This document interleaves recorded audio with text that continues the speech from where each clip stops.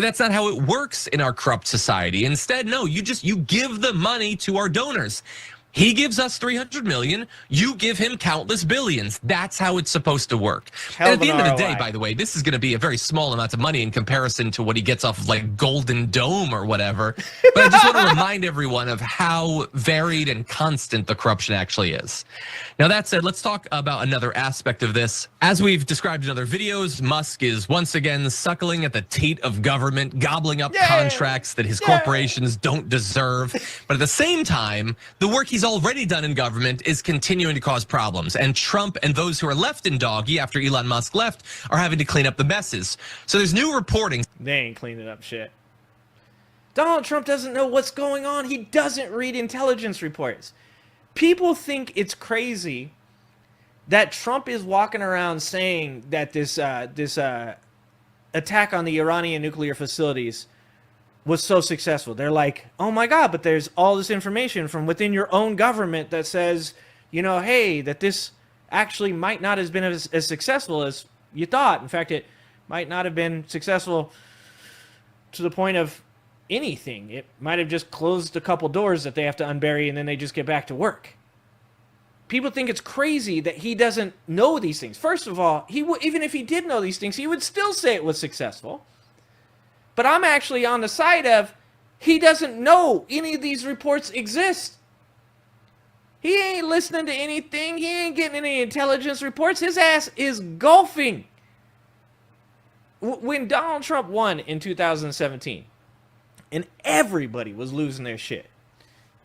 And this was before I was really engaged in any political stuff at all, right? And people were saying like, man, this is scary. So many bad things could happen. Like this dude could do some of the worst stuff to our country, could burn this down. I said, hey guys, I go, we got an out. We're gonna be okay. You know why? I go, this guy don't want this job.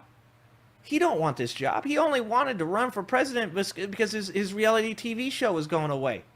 He needed a way to stay relevant. He don't want this job. He wants to golf. I go, so we're okay, guys. You know what he's going to do? He's going to put a bunch of people in a bunch of positions. They're going to do the job, and he's going to go fuck off to Mar-a-Lago. And he tried to do that, actually, for a little bit. But none of those people, they would do what he told them. General Mattis was like, yeah, no, your ideas are stupid. And what we had during that time was just a revolving door of people that were saying, even William Barr was like, dude, I can't do that. Bro, I've done a lot of corrupt shit in my life. I can't do that. That's career suicide. And in that first, part, that's what we had. But now he's put those people in place that do what he wants. So now he's not looking at intelligence. He don't know what's going on in this government. He has no idea. He is playing golf and waking up each day looking at Fox News and CNN and determining who he's pissed off at today. What the biggest, most theatrical thing he could possibly do to get his name in the news. That's all he's doing. This dude don't know what the hell is going on. Seen it for time. The work he's already done in government is continuing to cause problems. And Trump and those who are left in doggy after Elon Musk left are having to clean up the messes. So there's new reporting. CNN did a great breakdown of some of the numbers, and we'll talk about a few of them, about how the Trump administration is continuing to have to scramble to rehire key federal workers after the doggy firings. Again, because it turns out that before you fire tens of thousands of people, you should probably think about it.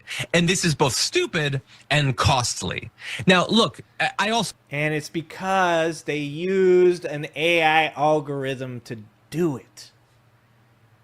Like I said, this is all, this ain't some Always Sunny in Philadelphia, like fucking, you ain't gotta like do some kind of mental gymnastics, connect all this stuff.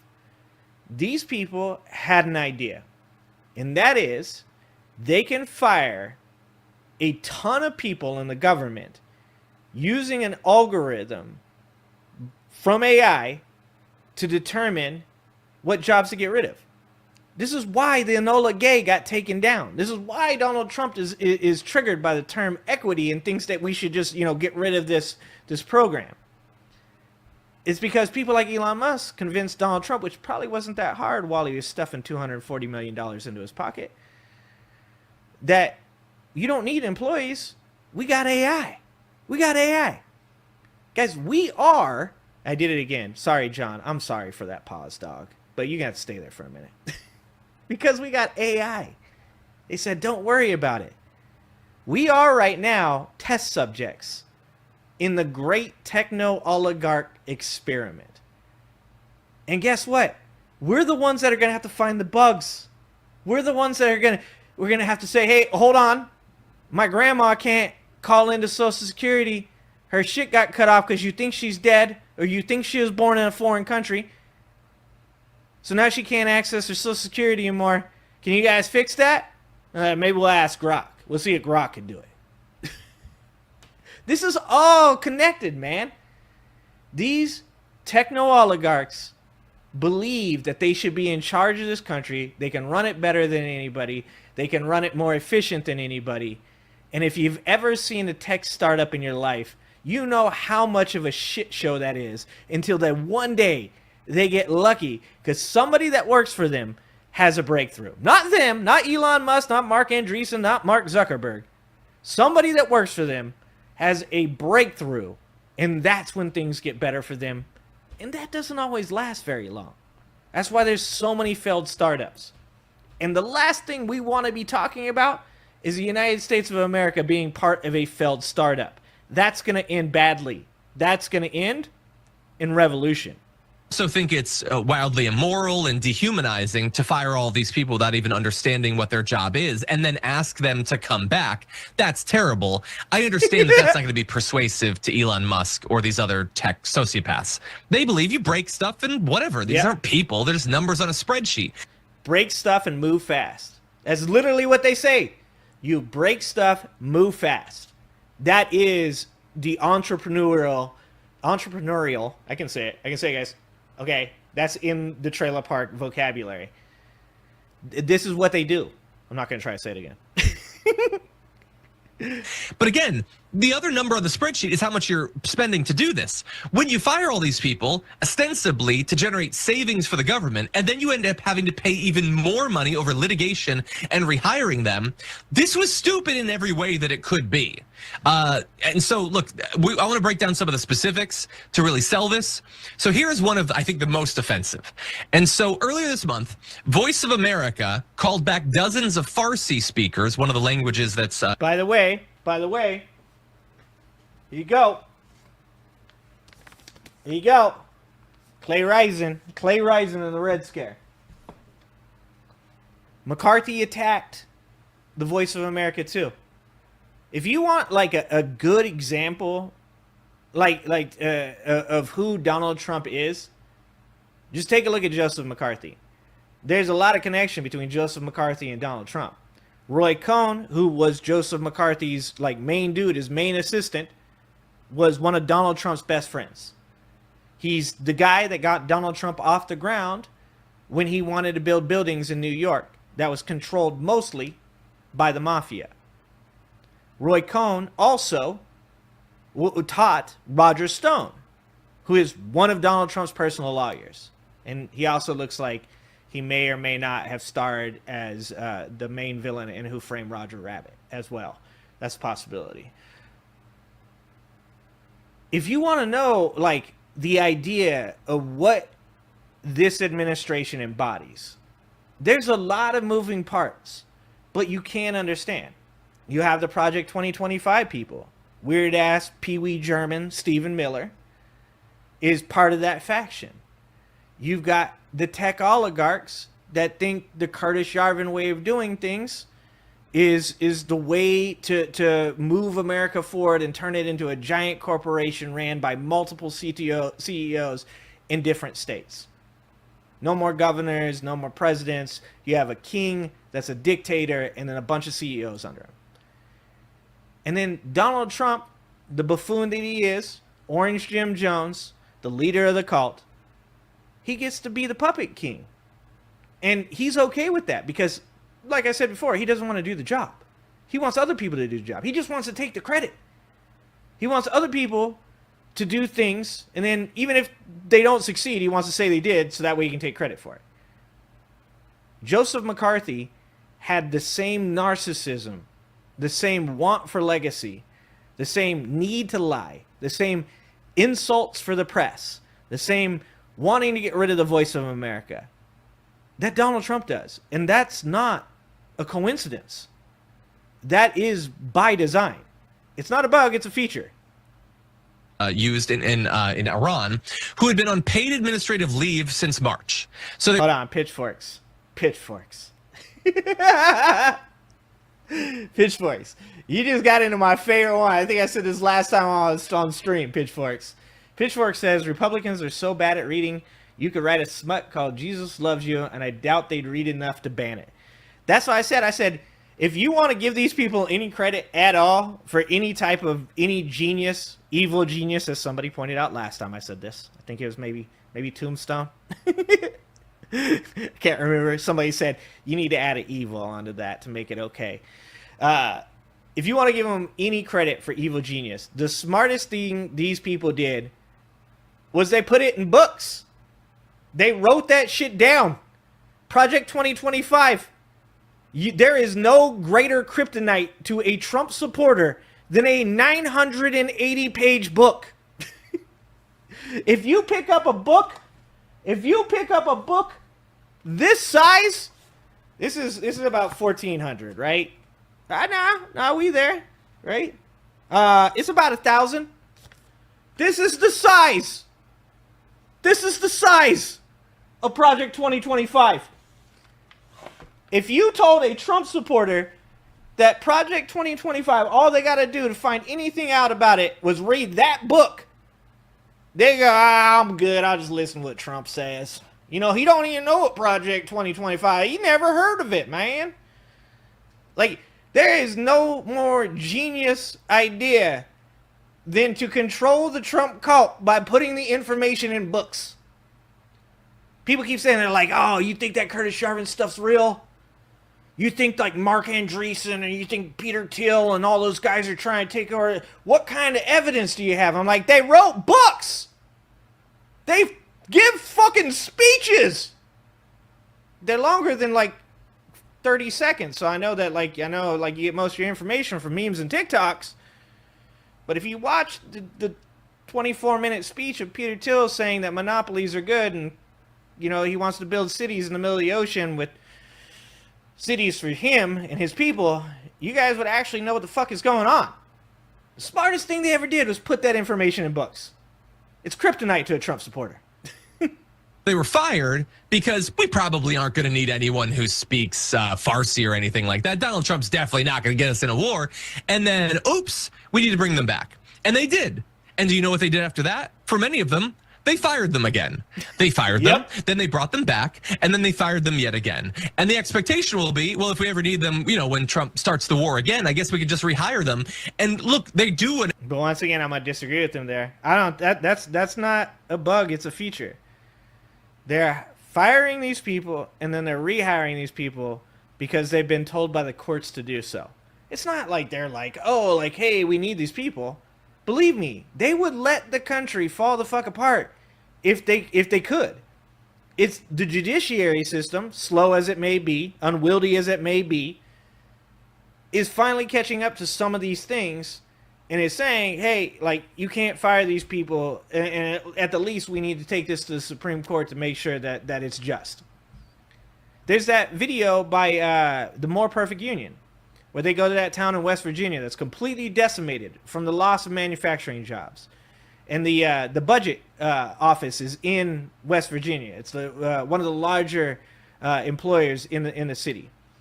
And they fired 100 people that work at that government building. One of the young ladies in the video goes to the office because she says, yeah, you know, the judges say they had to rehire us, so now they're rehiring us. She said, so I showed up today to pick up my laptop and my badge so I could get back to work and start, you know, being able to feed my family again. And the guy goes, oh, so what happened? And she goes, well, they just told me to go home. And they said they'll get back to me. This isn't a bug, it's a feature. They're not hiring people, then firing people, and then hiring them and firing them because they're waffling on whether or not to have them back. It's because this is the way they get away with doing it. Donald Trump is a master at stalling the courts. He's a master at manipulating morons. And he's surrounded by people that have made their entire livings off of getting around regulations and doing things that they're not supposed to. They're not hiring and firing these people because they're waffling on decision making. They're doing it because they know that this is the way they get away with it. An important task, but I honestly hope at a certain point they tell the government to go F itself. I think that you have to stand up for yourself at some point. But it's not just Voice of America. At the Department of Agriculture, they halted plans to lay off 25% of its staff at dozens of facilities responsible for responding to the bird flu. Thank God. I could have told you that on day one. It's taken till now for them to figure that out. The National Weather Service, which lost more than 560 employees to layoffs and early retirement incentives earlier this year, received permission to rehire about 1 in 4 or 5 of them for its forecast offices around the country, despite a federal firing freeze, because their job is important and necessary. They're still not back up to the level they were at before, which is bad news for people across the country, particularly when it comes to such inclement weather that it could actually lead to a danger to your life, but at least they're reversing some of it. The Department of Health and Human Services reinstated 450 employees at the CDC who were fired as part of a massive reorganization in April, including workers focused on HIV and childhood lead exposure. Again, in their defense, nobody could have predicted that those were important positions that you shouldn't fire people from. But whatever, they're rehiring some of them. More than 200 employees at their firings rescinded at the CDC's National Center for HIV, Viral Hepatitis, STD, and Tuberculosis Prevention, along with 158 at the National Center for Environmental Health. And so it just repeats itself over and over and over again. 40%. That's what they're projecting funding for medical research will be cut by. And you know where I got that information? You guys want good news? You know where you should go to find good news? Find yourself a stocks page, okay? You want to find a place where they will talk like honestly about what's going on with the economy, talk honestly about what's going on in any given sector. Find yourself a good stock page with good stock reports. Find the sector that you want to know about, whether it's retail or health, and go and look at that and read. Find yourself a good stock and go and look at it and read the reports behind it. Because I got this information while reading about a pharmaceutical company that's in the privatized sector. And research is going to be cut by the government by up to 40%. That means that these private companies are going to find themselves in the lead. This is not financial advice, just so you guys know. In the lead for doing these types of things, right? Because no longer is the government funding it. You want to know what's going on with steel? Go check out a stock page. Go look at the stocks. You can read all about Nippon Steel and Donald Trump. And it's, for the most part, pretty factual. And you need these people. Now, you don't necessarily need everyone or every program, and you can engage, as the government always does and always has, in efforts to make these cuts. But you don't just put a person in who is most notably known for being a dumb donkey and then tell them to go wild and just fire a lot of people. And then we'll rehire them back, and it'll cost more than just keeping them there the entire time. That's no way to run a government. It's also, by the way, no way to run a business. Oh, man. Okay, how do I remove this guy and then back to this guy? Look at me go. Clicked my buttons correctly. Like I said, my main problem with all of these videos and all these people is that they're still talking about things like this is sane. They're talking about these things like this plan that these people have, right? But the reality is that that's not the plan. That, like, you're talking like, oh, well, he probably did this because of this, and they had to do this because of that. No, this is all part of the program, man. This is all part of it. The stock market plummeting and then going back up. Donald Trump stood in his Oval Office and said, "This is Charles Schwab. He made $1 billion today. If you guys ain't making money right now, there's something wrong with what you're doing." Do you think did he bring Joe Schmo in? Did he bring in some MAGA dude off the street and was like, "This is Billy Bob.